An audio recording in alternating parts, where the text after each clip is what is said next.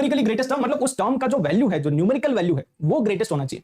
ठीक है, तो बाइनोमियल कोएफिशिएंट ग्रेटेस्ट नहीं, न्यूमेरिकल कोएफिशिएंट जो है उस टर्म का जो वैल्यू है, न्यूमेरिकली मतलब उसमें मॉड ले लो आप, आपको नेगेटिव पॉजिटिव भी नहीं देखना है, एब्सोल्यूट वैल्यू जो है वो आपका ग्रेटेस्ट होना चाहिए, न्यूमेरिकली ग्रेटेस्ट टर्म।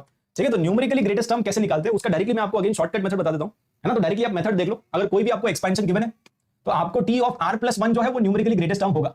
ठीक है, T of R plus one will be the numerically, basically अपने को यही तो फिगर आउट करना है ना। जैसे मान लो फॉर एग्जांपल आपको गिवन है x प्लस वाई की power 10, okay, x plus Y की पावर 10 में कितने टर्म्स होंगे, total how many terms will be there, total 11 terms will be there. अब बस अपने को यही फिगर आउट करना है कि ये जो 11 टर्म्स है उनमें से कौन सी टर्म है जो कि न्यूमेरिकली ग्रेटेस्ट है।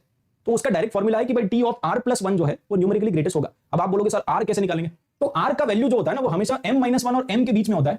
फिर आप बोलोगे सर ये m क्या है, तो m का वैल्यू ये होता है n plus one divided by one plus, यहां पे आप ऐसे समझ लो ax बाई by मतलब फर्स्ट टर्म अपॉन ये second term, first term divided by second term और मॉड ले लो। तो बेसिकली m का वैल्यू निकालो, m का जो भी वैल्यू आएगा m और m माइनस वन के बीच में आपका r होगा हमेशा। तो वहां से r आ गया, अगर r आ गया तो उसमें प्लस वन कर दो, वो वाला टर्म होगा न्यूमेरिकली ग्रेटेस्ट। जैसे एक एग्जांपल ले लेते हैं, ठीक है, मान लो कि आपने ये सारी वैल्यू सब्स्टिट्यूट करके m का वैल्यू कैलकुलेट किया, है ना। जस्ट फॉर एग्जांपल मान लो ये सारी वैल्यूज आपको प्रोवाइड कर देंगे, अगर ये सारी वैल्यूज आपको प्रोवाइड कर दी तो आप m का वैल्यू निकालोगे। सबसे पहले पहला स्टेप ये पहला स्टेप, मान लेते हैं कि आपका m का जो वैल्यू है वो कुछ ऐसा आ गया 3.5 आ गया, मान लो फॉर एग्जांपल आपका 3.5 आ गया। तो r का जो वैल्यू होता है ना हमेशा वो m और m माइनस वन, m और m माइनस वन, तो m माइनस वन आ जाएगा 2.5। तो r का वैल्यू कितना, बोलो, r का वैल्यू 2.5 से बड़ा और 3.5, और r हमेशा इंटीजर होता है, r का वैल्यू 0 से n के बीच में होता है ना हमेशा, तो 0 1 2 3 4, तो r का वैल्यू कितना आ जाएगा, तो यहाँ पे r का वैल्यू आपका आ जाएगा 3।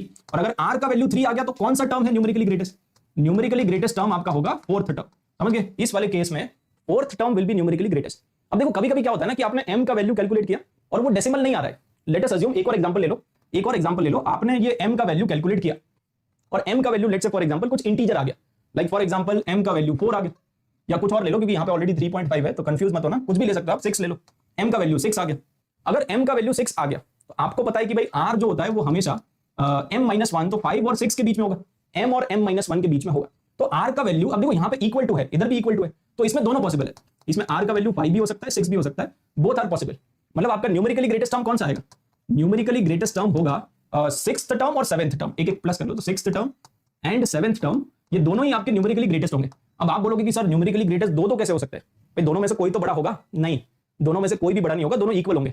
अगर आप T6 और T7 निकालोगे ना इस केस में तो डेफिनेटली इक्वल आ रहे होंगे, दोनों ही न्यूमेरिकली ग्रेटेस्ट है, दोनों इक्वल है, और बाकी जितने भी टर्म्स है उन सबसे बड़े हैं, ये दोनों आपस में इक्वल है और बाकी जितने भी टर्म्स है उनसे बड़े, वहां पे T4 सबसे बड़ा है, न्यूमेरिकली उसका ग्रेटेस्ट वैल्यू। समझ गए ना, तो या तो m का वैल्यू आएगा डेसिमल टाइप का, अगर डेसिमल आ गया तो बेस्ट होता है वो, अगर ये आ गया तो बस आपके न्यूमेरिकली ग्रेटेस्ट दो टर्म्स आएंगे और दोनों इक्वल होंगे आपस में, तो कोई भी एक निकाल सकते हो आप। अगर आपको क्वेश्चन में पूछा है कि भाई find out the numerically greatest term, तो कोई भी एक निकाल लो, दोनों तो अल्टीमेटली सेम ही है। तो कॉन्सेप्ट आपको समझ में आ गया, ये बस m का फॉर्मूला आपको ध्यान में रखना, m का वैल्यू आप निकाल लो, उसके बाद सब हो गया। ठीक है, चलो क्वेश्चन करते हैं, इसका क्वेश्चन ट्राई करो।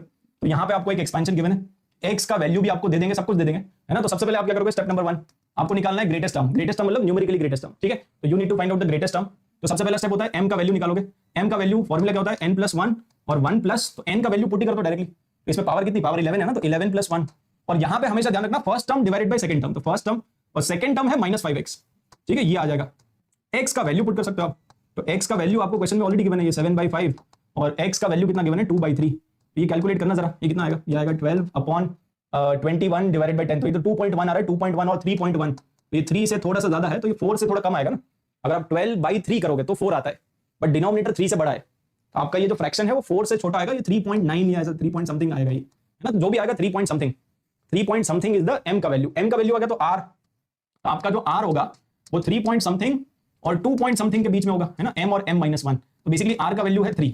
अगर r का वैल्यू 3 है तो न्यूमेरिकली ग्रेटेस्ट टर्म कौन सा है, फोर्थ टर्म है ना, fourth term is the numerically greatest term. और अगर आपको पूछा है कि find out the numerically greatest term, तो निकाल लोगे ना, फोर्थ टर्म तो कोई भी निकाल लेगा, तो फोर्थ टर्म निकाल लोगे। ठीक है, ये हम यहीं पे छोड़ देते हैं।